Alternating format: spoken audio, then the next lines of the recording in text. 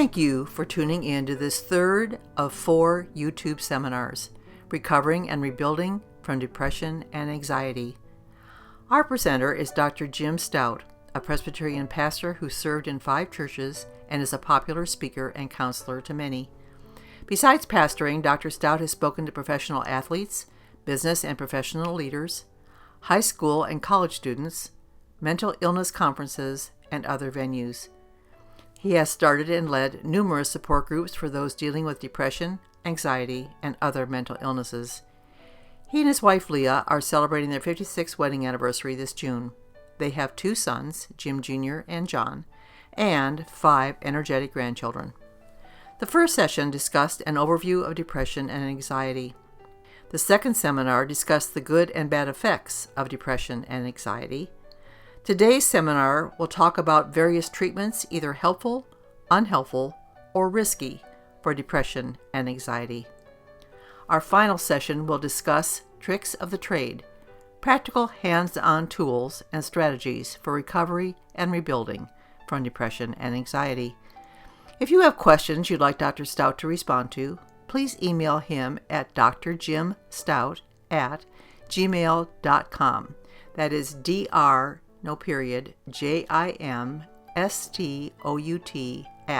@gmail.com, so that he can discuss them at the end of his lectures. And now, as his wife, I am pleased to introduce you to Dr. Jim Stout.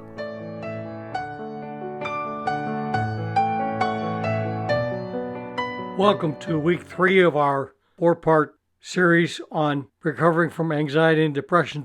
Today's topic is on treatments for depression and anxiety that are helpful, unhelpful, or risky. Each week, if you've already registered, you will get a YouTube link, or you can simply type in Dr. Jim Stout and catch it whenever you want. I believe that all of these 4 sessions will be available for a long time, a year or 2 or more. And so if you miss one or you want to refer a friend, they can always go back 3 months, 6 months from now and check it out. Let's begin our time together with a few attempts at jokes. My goodness, there's enough serious things in life, and especially the chaotic situation in the world today. Any attempt at humor can be beneficial. Trevor Noah of the TV Daily Show with Trevor Noah made a very astute observation about humor. He said something like, quote, "You don't find humor in many situations, but you can use humor to deal with most of the toughest situations." How true that is, I think. Okay, 3 quick jokes. By the way, I have a therapy dog, Thunder the Wonder Dog. He's 12 years old, golden doodle, works with Alzheimer patients, dementia patients, the 3 locked units of the county psych facility, and wounded warriors and Navy SEALs down at Camp Pendleton. This last week, I've decided to give him a new name. I'm calling him now 5 Miles. So I now can tell people that I walk 5 miles every day. Did you hear about the man who walked into the bar with a slab of asphalt under his arm and said, "A beer, please, and one for the road"? This next one is a story about the smartest man in the world. Several weeks ago at John Wayne Airport, 4 people boarded a small plane. There was the pilot, the smartest man in the world, a Presbyterian pastor, and a junior high boy. Zoom, the plane takes off, and in 10 minutes, unfortunately, the pilot comes over the loudspeaker and says, "I'm sorry, gentlemen, but both of our engines have failed and we're going down. We're going to have to bail out in parachutes. Unfortunately, while there are 4 of us here, there are only 3 parachutes. I'm going to take the first one because the world needs me, because I fly missionaries on various projects and I fly emergency medical supplies to various places of tragedies around the world." So he straps on his parachute and jumps out. Next, the smartest man in the world, a very wealthy businessman, says, "I think I'll go next because I am the smartest man in the world. I've written 14 books. I speak all over the world. I've made millions of dollars. I help people by contributing to various charities, benevolences, and the world needs me. So I'm going to take the second parachute." So he straps it on and jumps out. The junior high boy and the Presbyterian pastor look at each other for a moment, and then the pastor says to the boy, "Son, I've lived a good long life, and I think I can contribute to the world better if I let you jump with the last parachute, and I will go down with the plane." Then the little boy looks up at the pastor and says, "Not to worry, Pastor. You know the smartest man in the world?" "Yeah." "Well, he just jumped out with my backpack strapped on his back." There was a missionary called D.T. Niles, and he defined evangelism as one beggar sharing with another beggar where to find bread. This is my approach when I share things in this seminar or elsewhere. Also, I encourage you to follow the advice of Alcoholics Anonymous in one of their slogans, "Take what works and leave the rest." So please try to do that with what you hear in this seminar and the following one. As a disclaimer, my words in this 4-part seminar on recovering from depression and anxiety are not meant to be psychiatric, psychological, or medical counseling. The information I am sharing will be that of pastoral care and, at times, hypothetical. My words are not intended to be a substitute for specific medical or psychological advice. Therefore, please consult with your medical or psychological provider about your own unique needs. You may notice that during this and other seminars, I tend to slur my words. This is not because I have been drinking, but I have a condition called a lightweight case of Parkinson's disease. And while I've had 12 weeks of speech therapy, I do still struggle with this, so it's very frustrating, but hopefully you can hang in there and we'll work through this together. Can you identify with a t-shirt that I saw not long ago? Quote, "Things to do today, get up, survive, go back to bed." I've certainly been there, done that. And let me reassure you that if you can identify with that t-shirt, you are not alone. There are millions of fellow travelers along the depression and anxiety swamp. Among our fellow strugglers, centuries ago, King David, who wrote half of the Psalms in the Bible, penned these words, "How long, Lord, will you forget me forever? How long will you hide your face from me? How long must I wrestle with my thoughts and day after day have sorrow in my heart? How long will my enemy triumph over me?" That's in Psalm 13. It also writes in Psalm 77, "You kept my eyes from closing. I was too troubled to speak." Even Jesus Christ, the Bible says in Isaiah chapter 53, was despised and rejected by men, a man of sorrows and acquainted with suffering. A number of years ago, well-known psychiatrist and author Scott Peck wrote a book called The Road Less Traveled.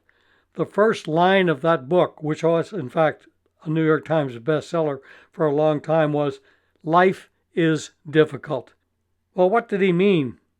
As he explained, quote, "We must accept responsibility for a problem before we can solve it. We cannot solve a problem by saying, 'It's not my problem.' We cannot solve a problem by hoping someone else will solve it for us. I can solve a problem only when I say, 'This is my problem, and it's up to me to solve it.'" Jesus said, "In this world you will have trouble, but take heart, I've overcome the world." My friends, the first step in getting better and staying better from your anxiety or depression is to get a thorough physical from your doctor. And that physical should include a thorough blood test.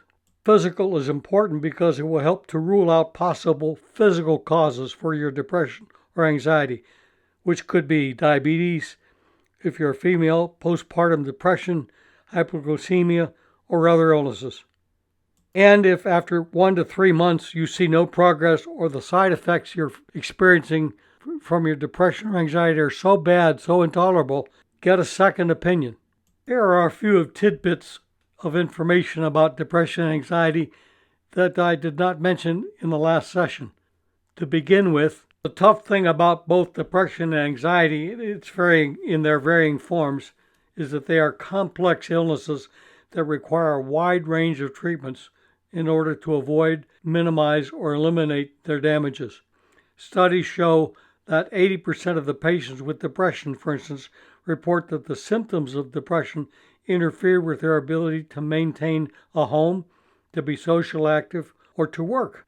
Even the most compliant patients who follow the treatments their doctors advise still face a high rate of relapse. And the reality is that full recovery without further episodes of depression is rare.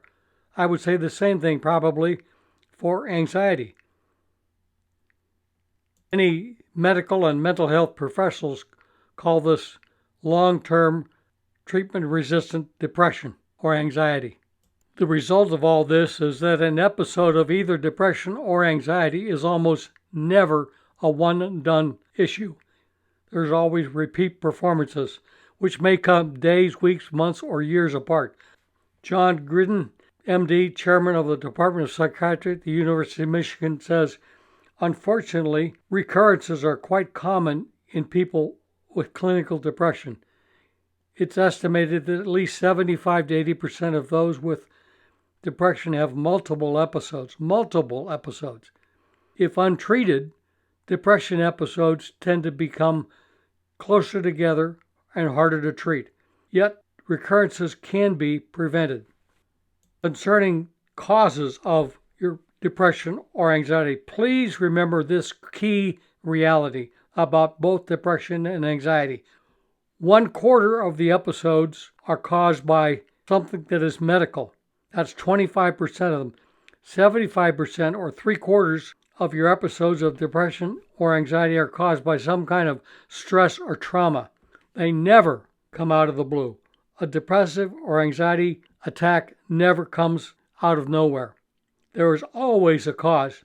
25% of the time, the origin of your anxiety or depression is medical or medication related. 75%, 3/4 of the time, you're going through some kind of major disruption, a stress or a trauma.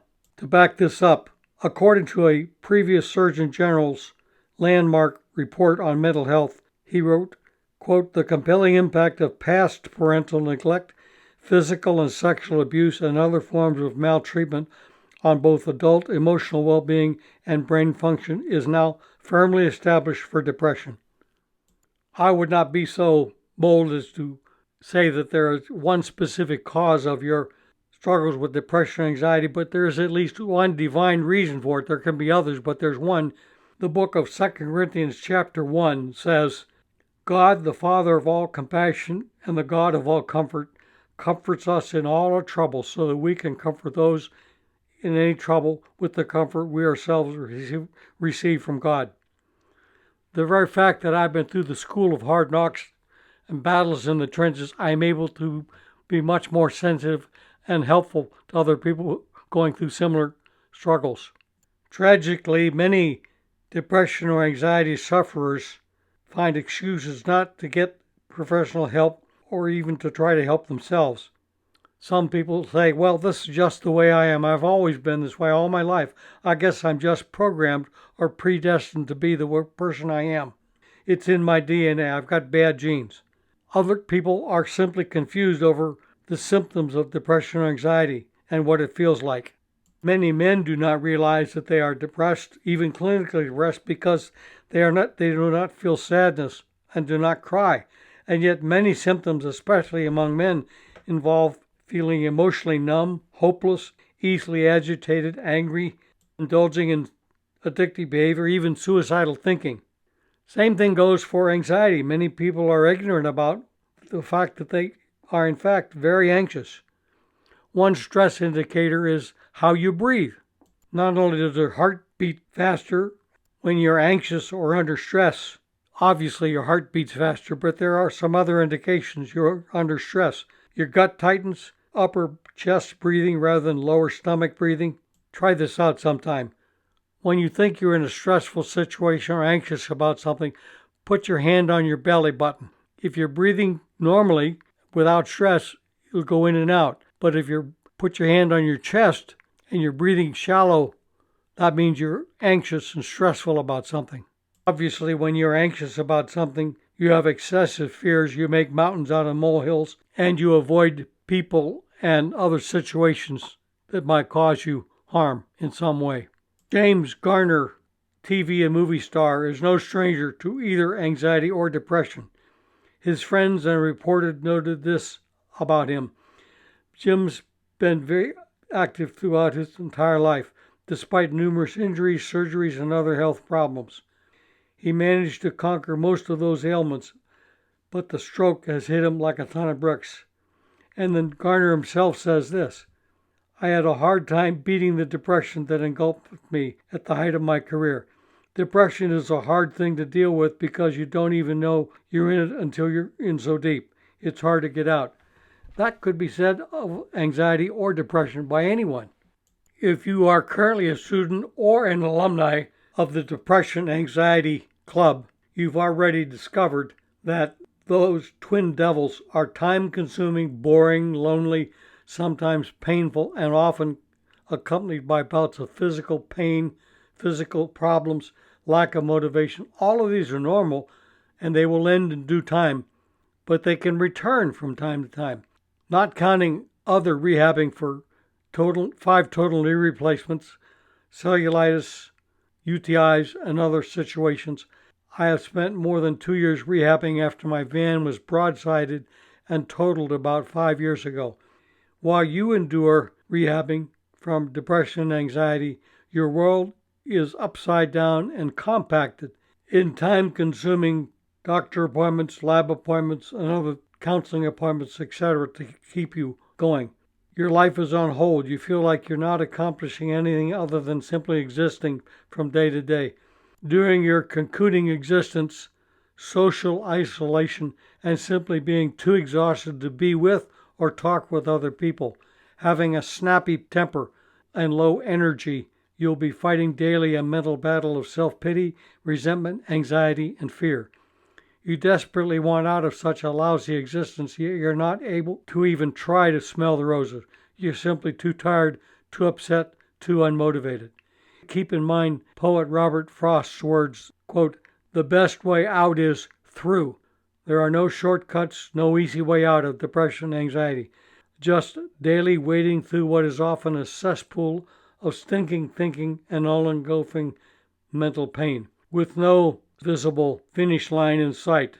In spite of this messy, miserable timeout in your life, this parentheses, things will get better. While it's not much solace now, believe me, millions have gone through what you are now enduring.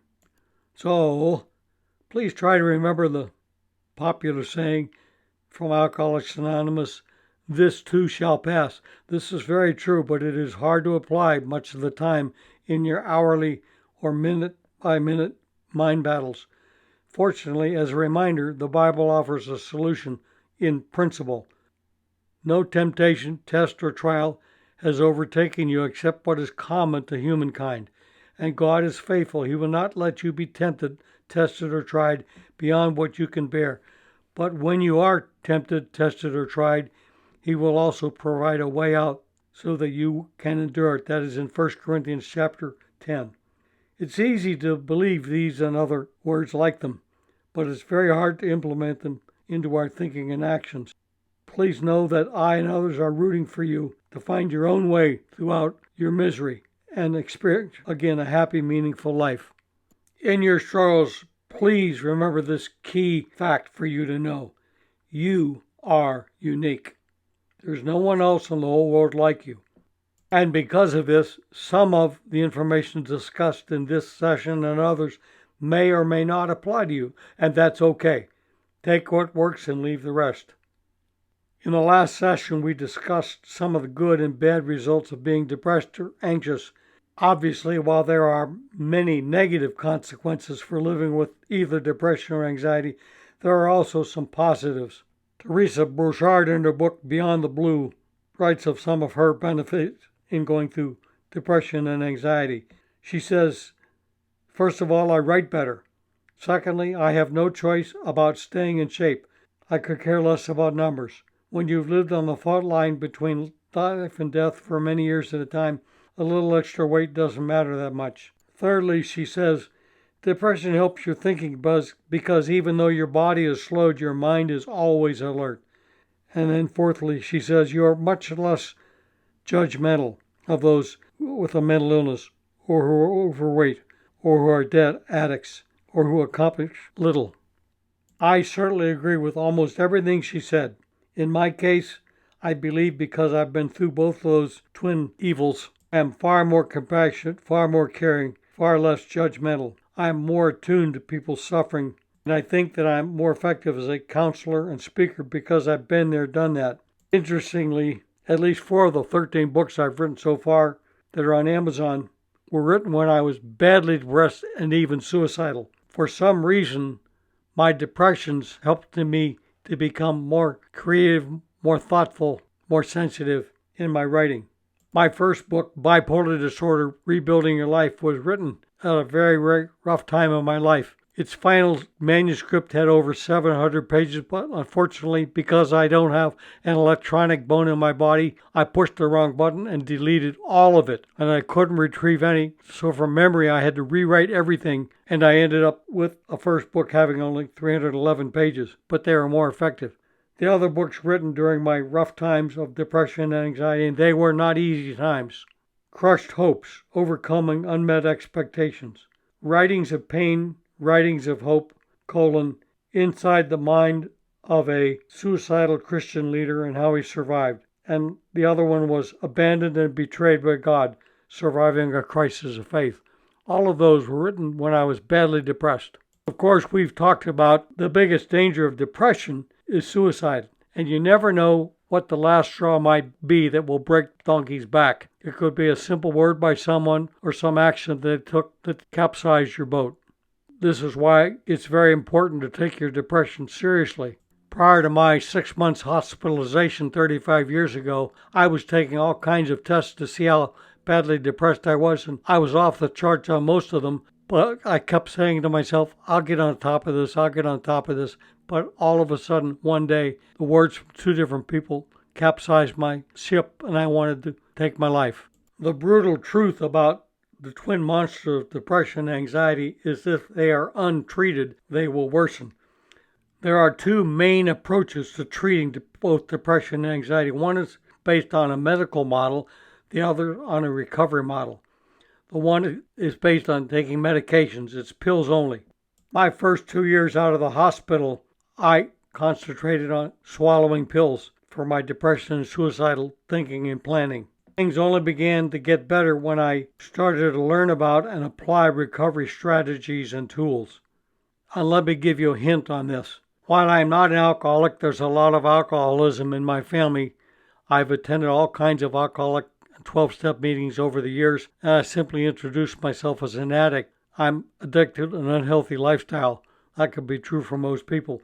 But in their AA Big Book, anytime you read the word alcohol, just simply substitute depression or anxiety instead of alcohol. It's a very helpful psychological and spiritual book that probably has helped save my life. But the medical model of treating depression and anxiety is basically pills only, the only way. The other main method is the recovery model based on behavior changes and sometimes medications. It means lifestyle changes, coping skills, counseling. The stress is on skills more than pills. It does not rule out pills, but it focuses more on life changes, actions. Did you know that primary care doctors treat probably 80% of depressed people? And most of those doctors work under the assumption that a prescription for medications is a panacea for depression. That's the medical model. The harsh reality about recovering from anything, whether it's a substance or a behavior, is that there is no one magic pill, no one book, no one seminar like this, no one counseling insight. The truth is that both anxiety and depression have complex causes, but they also have complex solutions to help you recover and take back your life. Let's take a look for a few moments about medications and their role in your recovery. A couple of important pointers regarding medications. Always check with your doctor on any medication or over-the-counter drug before you change a dose or quit a medication. There are a number of medications that if you go cold turkey, you could find yourself dead even, or incur even worse side effects. Always inform your doctor of any changes in side effects. Maybe your thinking is changing, your emotions, you're getting edgy, angry, suicidal, any physical side effects, a rash, sore throat, whatever. Very important. And then also, always search the internet for every over-the-counter drug or prescribed pill for their side effects and contraindications. That means bad mixes. Sometimes one medication does not mix well with the other can cause all kinds of difficulties. I've learned this the hard way over 35 years. The past 35 years, I have swallowed at least 52 different psychiatric medications, sometimes 2 or 3 times, going back to see if it would work the second or third time. I've come close to dying 6 times, 3 times on pharmacy errors, 3 times on doctor errors. The lesson I've learned on that is that I always check the handout that the drugstore gives you, and also I look up on the internet side effects and contraindications. As a sad example, years ago I took my dog up to a resort area called Big Bear, about 2 hours away from our home in Southern California, to go fishing. I was at the time taking lithium. All of a sudden, because I was aware of the side effects of a lithium overdose, I checked into the emergency room and the doctors ran a blood panel that told me that I had come close to dying on an overdose. It had accumulated in my system. So knowledge is necessity. It's very important to know side effects. You cannot possibly remember all of them. But if you have a car with 100,000 miles and it starts acting strange, the brakes crank, there's squeak and squeals and rumbles, then you take it to your mechanic immediately or you'll do damage to it. Same thing with our body and our minds. As far as medications go, especially psychiatric ones, a study by the Rand Corporation noted that, quote, most doctors do a poor job of monitoring meds. Obviously, physicians today are very much overworked and they simply can't take time with a patient, but they don't have crystal balls. And so it behooves each of us as patients to take the first step. If something's going wrong, we need to contact our doctor at once. If an antidepressant is working, it needs to be regarded as the equivalent of insulin to a diabetic. You can't just stop taking them as soon as you start to feel better, however much you would like to. Some mistakenly believe that they are cured. Psychiatrist Kay Redfield Jamison, one of the leading authorities on bipolar disorder, as well as a patient herself, admits that this happened to her. Her inevitable relapse and attempted suicide forced her to learn her lesson the hard way. Just because you begin to feel better, you shouldn't go off your medications or stop seeing your therapist. In talking about medications, it is important to know that one size does not fit all. One dose does not fit all. Newsweek featured an article on this some years ago. Another reality about medications is that after age 60, people generally require lesser doses because their aging body requires less dosage, because medication metabolizes at a different rate as we get older. Some good news about dealing with depression and anxiety is that combination therapy of both medications and psychotherapy counseling works best, usually. Numerous studies show that continuing with an antidepressant reduces the risk of relapse by 70%. Although it is difficult to demonstrate that pills actually get you better, researchers have made a fairly strong case that sticking with these meds offers a far better chance of keeping you well than not taking them. Unfortunately, fewer than 1/2 of those who take mood stabilizers or antipsychotics achieve a satisfactory result without experiencing very troubling side effects. These can range from hair loss to rash to drowsiness to dulled thinking to weight gain to Parkinson's-like tremors to involuntary spasms. Not surprisingly, people with bipolar disorder or bipolar disorder depression have trouble maintaining compliance with their medications. But barring some intolerable side effects, people need to give their meds at least several weeks to work. We are all unique, but often the side effects are merely transient. In the free support group Comfort Zone, which I led for nearly 30 years for people struggling with some kind of mental illness, had an interesting fact happen. One lady, within a month's time, a woman said that she had thrown up at least once a day for the last 30 days. A few meetings later, a man said the same thing, that every day he vomited for 30 days. Each of them said they'd gone back to their doctor, and the doctor said, well, just give it more time. I told both that man and woman, go back to your doctor, give them the pills, and say, you take these pills.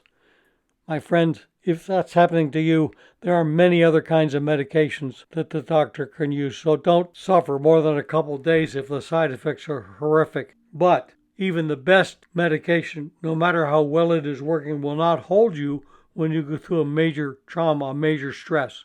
That's when counseling comes into play. That's very, very important to know, because while drugs lessen our despair and our inner pain from either the anxiety or the depression, and they help us to get better, they will not change the patterns and behaviors that got you depressed. You still will need to learn and implement new coping skills to get well and stay well. Even the most persevering patient can be frustrated by a long, annoying, drawn-out game of pill roulette that can take months or even years to resolve if they don't give up in despair first. Even the lucky patients are in for a difficult initial several weeks because antidepressants have a perverse way of making their side effects known almost at once, and it will take weeks before the healing power kicks in. A number of key studies show that depressed people take at least 4 different antidepressants until they find one that really works. So it usually takes about 4 different kinds of pills before you find one that is making the grade for you. Another study done by the Depression and Bipolar Support Alliance reported that 80% of patients experienced side effects that were very negative. One psychiatrist finally came clean on this issue of bad side effects. In an article in the Washington Post, Dr. Robert Hadaya of Georgetown University wrote, quote, "Sadly, some doctors do not appreciate or may even dismiss their patients' complaints about side effects. This all too common response by physicians not only lacks compassion, it's also bad medicine. By dismissing antidepressant side effects as something patients must learn to live with, doctors are forfeiting their patients' chances for full recovery." A number of years ago, the LA Times wrote an article about what is called the discontinuation syndrome. When a person goes off an antidepressant, oftentimes they go through what is called the discontinuation syndrome. Antidepressants are not addictive like heroin or cocaine, but they do have bad side effects when you stop them. This is why you and I need to be in close contact with our physicians as we monitor the effects of our medications. The Food and Drug Administration database, which includes studies not even published, reveals that the success rate is more like 50%.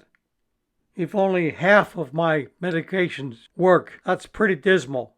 I would not go to a heart surgeon or a brain surgeon if I had a 50% chance of success. There are some popular over-the-counter medications, St. John's wort and SAMe, S-A-M-E, that some people take to quiet their depression or anxiety. These have had very mixed results and can have some very dangerous side effects and drug interactions. And so both the NIH and FDA have issued public health warnings about that. Also, for athletes, another dangerous way of coping with your depression and anxiety is to gulp down energy drinks like Monster or others. I've talked with many athletes and other people who crash. Some move into very serious depression or anxiety episodes. Here's another interesting and scary fact. Sometimes the very medications that were given to alleviate depression actually cause it. Antidepressants can cause or worsen depression, even cause suicide in some people. Not many, but in some. Dr. Jay Cohen authored a book called Overdose. It talked about some of the ties between the pharmaceutical manufacturers and the FDA. A popular author and fellow struggler with depression, anxiety, and bipolar disorder, John McEnany, wrote a book called Living Well with Depression and Bipolar Disorder, What Your Doctor Doesn't Tell You That You Need to Know. An excellent book, well researched and well written. It's been a huge help to me and many others. In that book, he shared that he had attended a 2004 American Psychiatric Association's annual meeting. It was really scary and sobering for him. He said, quote, "Nearly half of the sessions I attended were industry-sponsored, virtually all which managed to get in a plug for their featured medication disguised as a scientific research. As the sessions wore on, I began getting the impression that despite listening to some of the most brilliant practitioners in the profession, I would not like to get treated by them. Yes, some of the speakers referred to talking therapies, but most of them seemed hell-bent on demonstrating their complete lack of ability to think outside the medicine cabinet. He goes on to say, as for long-term treatment, only one speaker talked about the value of a support group. Because I too have attended many mental illness conferences, this has not been changed a whole lot. Things still seem to be based on the medical model. Too many medical professionals believe still that the role of counseling and support groups is simply to enhance adherence to taking medications and being compliant to do so, rather than as a key role in the recovery process. I like a cartoon by Bizarro.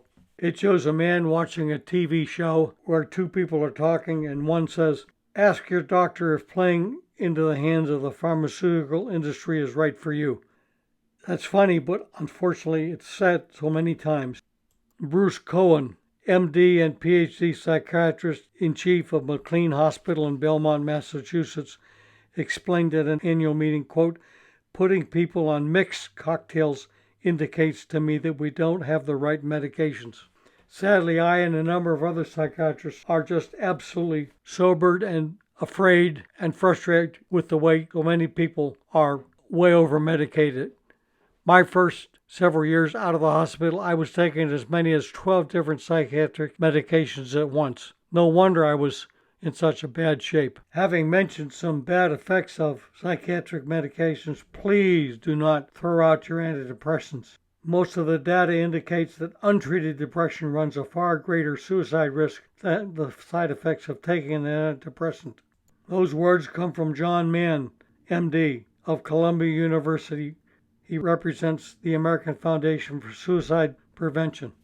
So do you risk taking very imperfect medications with all their side effects, or do you feel you can manage your illness by other means?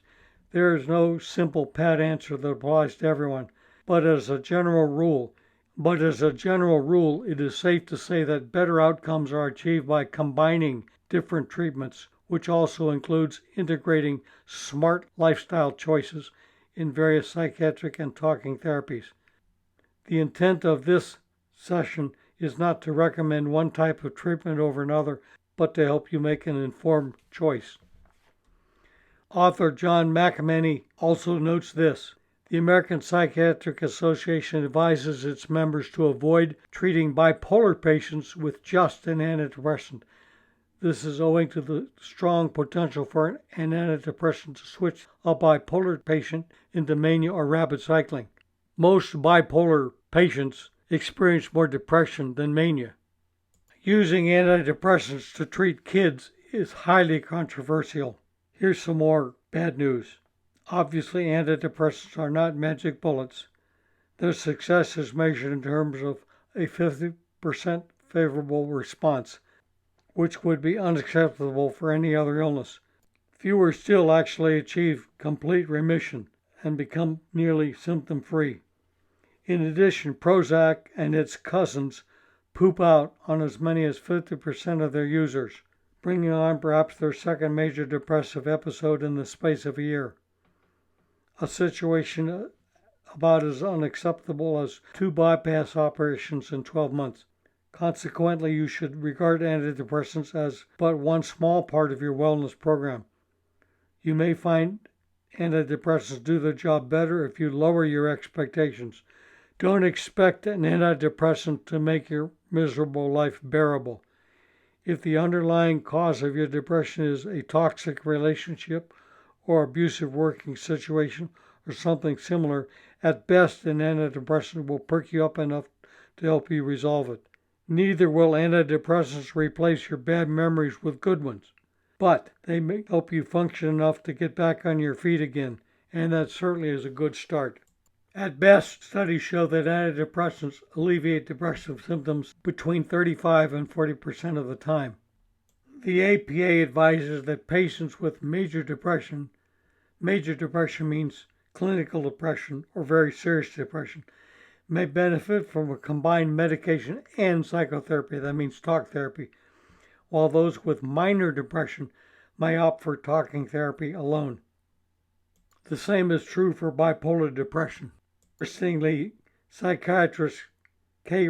Redfield Jamison, and also a bipolar patient who experienced suicide attempts and major depression much of her life, says this: "Psychiatry kept me alive, but psychotherapy taught me how to live."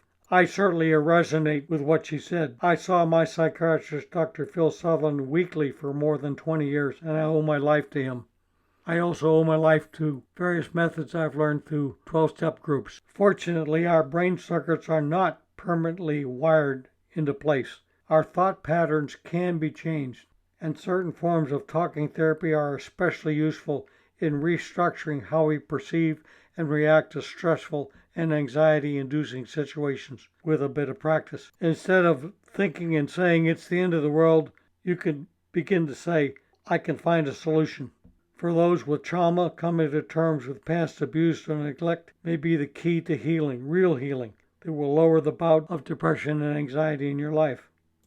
In my case, 15 to 20 years ago, a depressive bout would last from days to weeks to something as long as 3 months. Now my downer times only last 1 or 2 or 3 days at the most, and I know frankly many women that have downer days from 1 to 3 days a month. I guess we have to be realistic about our lives and our treatment methods and what we expect both of talking therapy and medications if we take them. I competed in the Mesquite, Nevada Senior Games in the 3-mile power walk event. While there, I watched a man in his late 70s competing in the high jump. He had lowered the bar to about 1.5 feet high. Initially, I thought that was really funny, but at his age, he couldn't handle a 6-foot high bar, so he had to drop it down a little bit.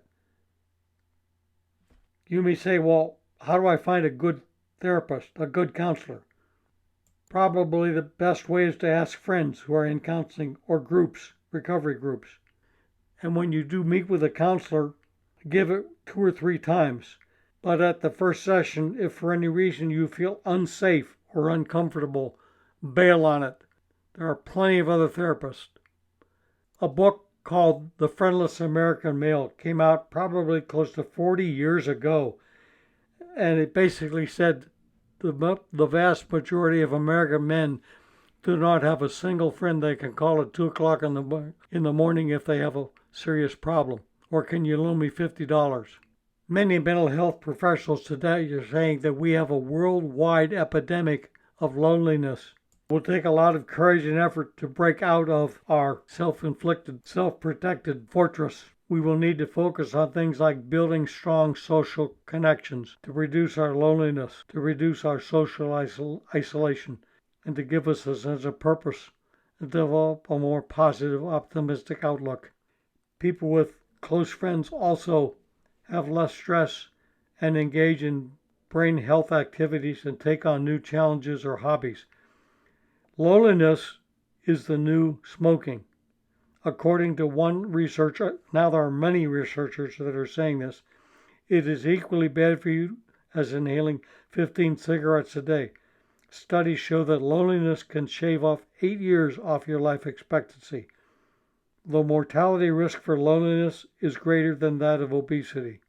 Interestingly, K. Jamison, the great psychiatrist, said, "Never once during any of my bouts of depression had I been inclined or able to pick up a telephone and ask a friend for help. It wasn't in me." That, my friends, is why Alcoholics Anonymous refer to the telephone as the 10,000-pound telephone, because it is so hard to lift up a call out when you're going through tough times. But it's key to do.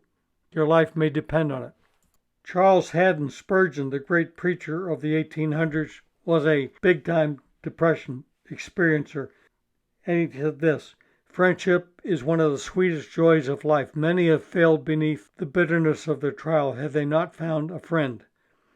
Dr. John Townsend, psychologist, says modern research echoes what the Bible has said for centuries.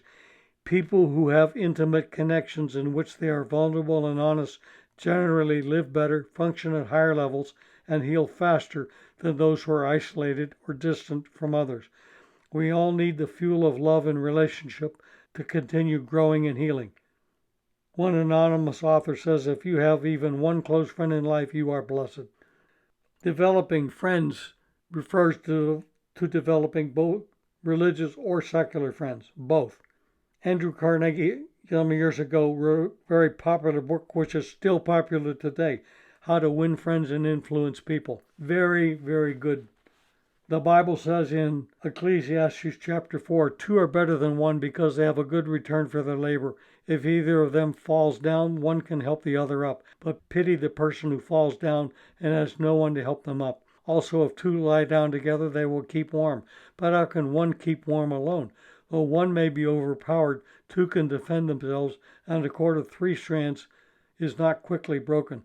Interestingly, Psalm 68 verse 6 says, God sets the solitary families. And so if you grew up in a home where you didn't have a healthy relationship with your mother or father or siblings, if you keep your antennas open, God will bring people into your life that will reparent you. 10th chapter of the book of Hebrews in the Bible says, let us consider how we may spur on one another toward love and good deeds, not giving up meeting together as some are in the habit of doing, but encouraging one another.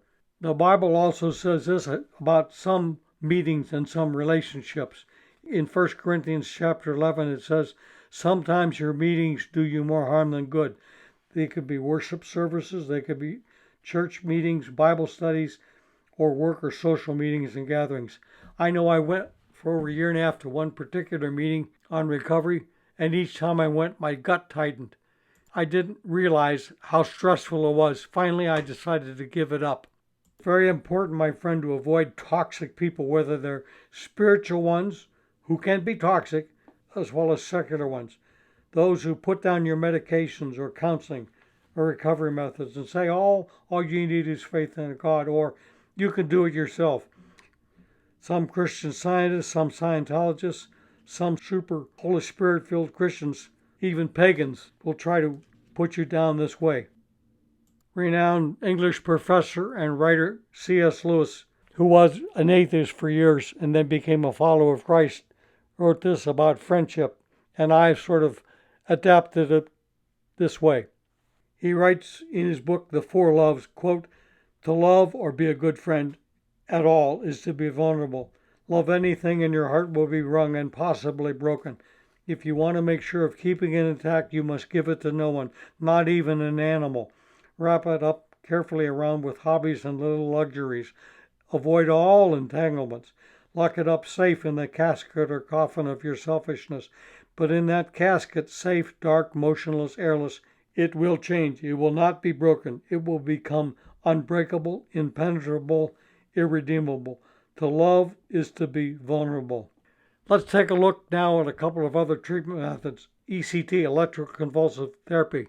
I'm sure that many of you seen a movie years ago called One Flew Over the Cuckoo's Nest with Jack Nicholson. Obviously, today's ECT treatments are totally different than that. The University of California at Irvine for several years used ECTs as the first line of treatment for chronic depressives because they believed antidepressants caused worse side effects. They may have changed, I'm not sure. I'm sure a lot of you are aware of Ernest Hemingway. Perhaps you've read some of his books. He was a towering figure in American literature. He authored many books and won a Nobel Prize for Literature. He struggled all of his life with severe symptoms of depression. He talked about suicide frequently and openly and self-medicated with alcohol. He raged at his symptoms, mocked psychiatrists, hated psychiatrists, but eventually he became a patient at the Mayo Clinic in Rochester, Minnesota. A month after receiving a second series of 11 shock treatments, he was released from the hospital, complaining that his memory had been erased and that he could no longer function as a writer. Despondent about his condition and convinced life was no longer living, he took a gun and ended his life in July of 1961. On the upside of that, I do know of one member of the Boston Symphony who had ECT treatments and they saved his life. There are some psychiatrically oriented medical treatments too. One is called TMS, transcranial magnetic stimulation, where they stimulate certain parts of your brain. It's controversial. Sometimes it works, sometimes it doesn't. I know of one man, a great athlete, who struggled with bipolar disorder and very serious depressive and OCD. bouts. He went up to the Mass General Hospital in New England and had 2 lobotomies. And unfortunately, he got worse. So some of these treatments work, some don't, and some are very risky. Let's sort of round out our conversations today about various treatments for eliminating, minimizing, or helping you avoid current or future bouts of depression and anxiety. Healthy foods, vitamins, exercise. Let's talk about them. Depressives or anxiety people tend to overeat or undereat. Elijah the prophet in the Bible underate. He was suicidally sitting under a tree when God sent an angel to him. And what did that angel do? He gave Elijah food to eat.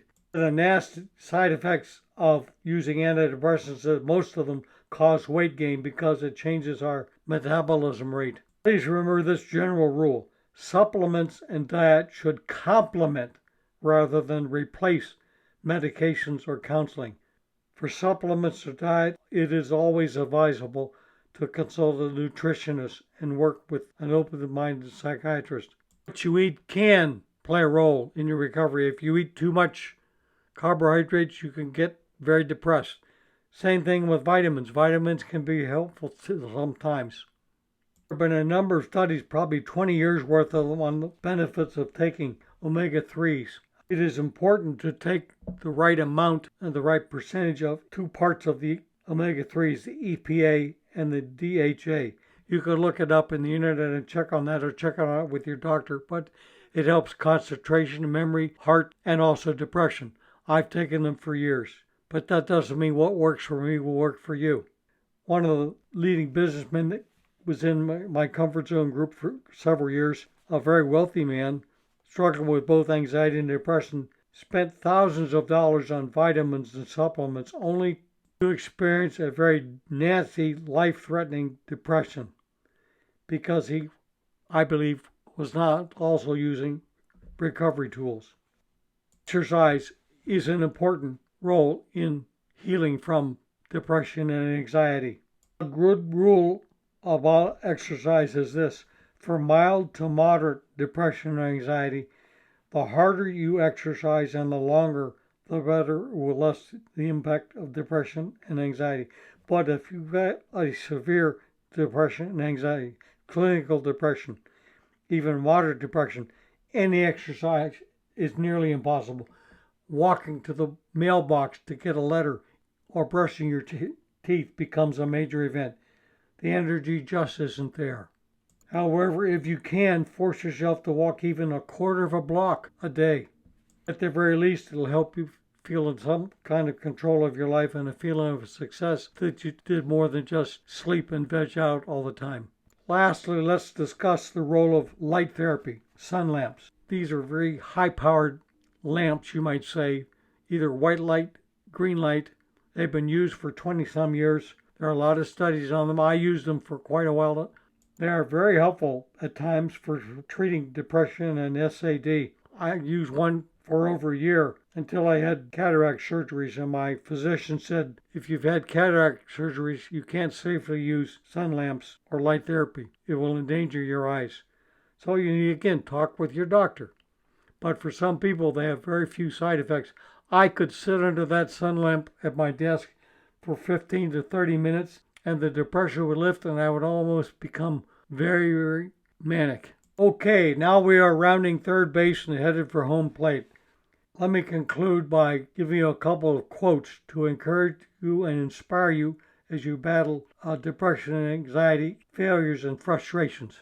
William Gladstone said, "No man or woman ever became great or good except through many and great mistakes." Mary Pickford, film actress, said, "This thing we call failure is not falling down, but staying down."